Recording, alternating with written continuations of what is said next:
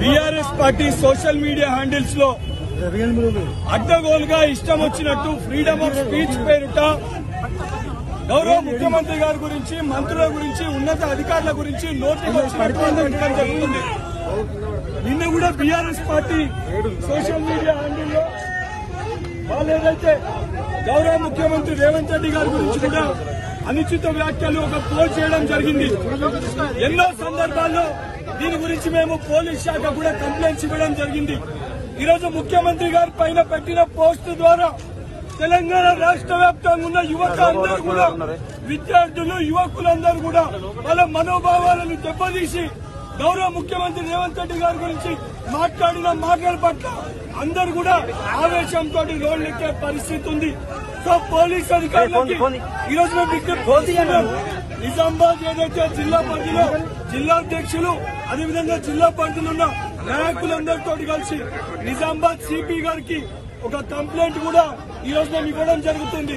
ఈ రకంగా ముఖ్యమంత్రి గారి పైన పోస్టులు పెట్టిన BRS party official social media handle, దీనికి సంపూర్ణ బాధ్యత ఆ party working president Kalvakuntla Taraka Ramarao పైన కఠినమైన సెక్షన్స్ పెట్టి ఆయన పైన చర్యలు తీసుకోవాలి. తీసుకోకపోతే, ఆ పోస్ట్ పైన రియాక్ట్ కాకపోతే తెలంగాణలో యువకులని ఆపే పరిస్థితి ఉండదు. పెద్ద ఎత్తున యువకులు, విద్యార్థులు రోడ్లపైకి వచ్చి ఆందోళన చేసే పరిస్థితి ఉంటుంది. కేటీఆర్ పైన కూడా దీని బహిరంగ క్షమాపణ చెప్పకపోతే కల్వకుంట్ల తారక రామారావు పైన కూడా దాడులకి దిగాల్సిన పరిస్థితి ఏర్పడుతుంది. ఈరోజు పోలీస్ అధికారులు మీరిక్కడ కొంతమంది యువకుల్ని అడ్డుకునే ప్రయత్నం చేస్తున్నారు. కానీ తెలంగాణ రాష్ట్రంలో ప్రజలందరూ కూడా ఈరోజు గౌరవ ముఖ్యమంత్రి రేవంత్ రెడ్డి గారి గురించి మాట్లాడితే ఆగే పరిస్థితి ఉండదు. సో తక్షణమే దీనిపైన రియాక్ట్ అయి కేసులు పెట్టి కల్వకుంట్ల తారక రామారావు పైన, బీఆర్ఎస్ పార్టీ హ్యాండిల్ నడిపే వాళ్ళపైన కఠినమైన చర్యలు తీసుకోవాలని చెప్పి మీడియా ద్వారా పోలీస్ శాఖ కూడా విజ్ఞప్తి చేస్తున్నాం. వస్తే అన్ని బయటకు వస్తాయి, భయపడకురి.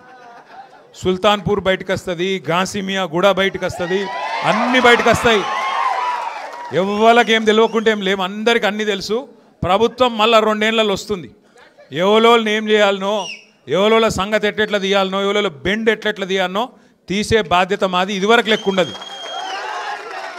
ఎవరి డెవలప్మెంట్ కోసం పోయినావు, ఏమిటికి పోయినావు, ఏం ఆశించిపోయినావు, ఏం కథలు పడుతున్నావు, ఫైమ్ గాడు ఏం చేస్తుండో, ఎవడేం చేస్తుండో అన్నిరికే అందరి జాతకాలు తెలుసు. ఎవడెవడేం చేస్తుండో మాకు కూడా ఎరికే.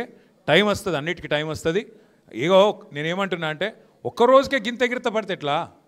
ఒక్కరోజుకే ఒక్కసారి గవర్నమెంట్ రాగానే అడిమారి గుడి దెబ్బల గింత ఆగమవుతారు. సుతం పైన దేవుడు ఉన్నాడు, కింద ప్రజలు ఉన్నారు. మీరు తలుసుకుంటే ఎంత పెద్ద పోటుగాడైనా ఎక్కడికి పోవాలన్నా గాడికే పోతాడు. ఇవాళ రాష్ట్రం మొత్తం ఒకటే ఉన్నది, అందరి ఆలోచన కేసీఆర్ గారు తిరిగి ముఖ్యమంత్రి కావాల్సిందే, తెలంగాణ మళ్ళీ పట్టాలు ఎక్కాల్సిందే. తప్పకుండా జరుగుతుంది, తప్పకుండా జరుగుతుంది.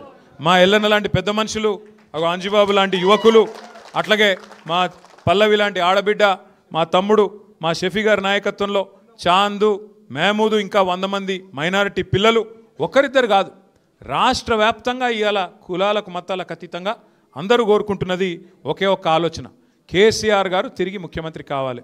మరి కేసీఆర్ తిరిగి ముఖ్యమంత్రి కావాలంటే ఏం చేయాలి? ఒకటే మీరు చేయాల్సిన పని. జూబ్లీ హిల్స్లో ఇవాళ మంచి మోకా దొరికింది. ధోకా చేసిన కాంగ్రెస్కు మరి మంచి మోకా దొరికింది మనకు దెబ్బ కొట్టేందుకు. మీకు కూడా అందరికి, ఇక్కడ వచ్చిన వాళ్ళందరికీ జూబ్లీ హిల్స్ వాళ్ళకి ఎట్లాగో ఓట్లు ఉంటాయి. అక్కడ జూబ్లీ హిల్స్ కానోళ్లకు చుట్టాలు ఉంటారు, మీకు అక్కడ దోస్తులు ఉంటారు, క్లాస్మేట్స్ ఉంటారు. దయచేసి ఇడిచిపెట్టకండి. ఇప్పుడు కింద కాంగ్రెస్కు బుద్ధి చెప్పకపోతే మళ్ళీ దోసాలు తప్పించుకుంటారు వాళ్ళు. అంటే మీ రాజేంద్ర నగర్ ఎలక్షన్ కూడా బరాబర్ వస్తుంది, తొందరపడకూరు, జల్దీ వస్తుంది, పక్కా వస్తుంది, పక్కా వస్తుంది. ఏం అనుమానం లేదు, ఇడిచిపెట్టాం. మళ్ళీ సుప్రీంకోర్టు కోతాం. స్పీకర్ సార్ ఏమైనా అటు ఇటు చేస్తే కూడా ఇడిచిపెట్టాం. మేము దోస్తానా లోపల చూసుకుంటామని అవి నడువాయిడ బరాబర్. మన పార్టీ అవు మొన్న మీ ఎమ్మెల్యే గారు పోయి అడిచినట్ట కదా, మన పార్టీలోనే ఉండేట కదా. మరి ఏమా వెళ్ళన్నా, మరి మన పార్టీలో ఉంటే ఇడికి రాలేదేమే? రావాలి కదా, మరి నేను ఆయనే చేసుకోవాలి కదా. అంటే ఎంత గలీజ్ అంటే పరిస్థితి. నువ్వు ఏ పార్టీలోనో కూడా చెప్పుకోలేవా? గంత ధైర్యం కూడా లేదా? ఇంకా ఎంత ఘోరం అంటే ఆయన ఒక ఆయన కడియం శ్రీహరి అనే పెద్ద మనిషి ఉన్నాడు. నేను చాలా నీతివంతునని చెప్పుకుంటాడు. ఆయన అడిగిరు మొన్న పోయి, ఏమని, ఏ పార్టీలోనో అని. నేను 7 ఉండాలనో గాడినే ఉన్నా అంటే. ఈ మాటలు ఎందుకు? ఇంత రాజకీయం చేసి గిన్నిసార్లు గెలిచి ఇంత దరిద్ర పరిస్థితిని తెచ్చుకోవాలి? చెప్పు, నేను కాంగ్రెస్లో చేరినా అని చెప్పు, గంత భయం అవుతుంది ఎలక్షన్కి పోదామంటే. నువ్వు నిజంగానే కొంత సిపాయి అయితే, నిజంగానే జనంలో నువ్వు ఏదో పీకి పందిరేసింది ఉంటే నువ్వు నీ రేవంత్ రెడ్డి రా ఎలక్షన్లో పోదాం చూసుకుందాంపా. ప్రజలు చెప్తారు కదా రాజేంద్ర నగర్లో ఎవరు ఏం చేసిర్రు, ఎవరెంత గొప్పోళ్ళు, ప్రజల ఎవరికి అభిమానం ఉంది ఎవరికి అభిమానం లేదు ప్రజలు చెప్తారు. గదానికి భయపడి పదవి కోసం ఇంతగానమ్మా ఆ గబ్బిలం కదా సూరు పట్టుకొని ఎలాడుతుంది చూడు, అట్లా పదవి పట్టుకొని సిగ్గు లేకుండా నేను బీఆర్ఎస్లోనే ఉన్నాను స్పీకర్కి చెప్తావు, బయట పోయి కాంగ్రెస్ కండువాలు కప్పుతావు. గిదేనా నీతి, గిదేనా రాజకీయం? చూస్తలేరా రాజేంద్ర నగర్లో అందరూ? అందుకే నేను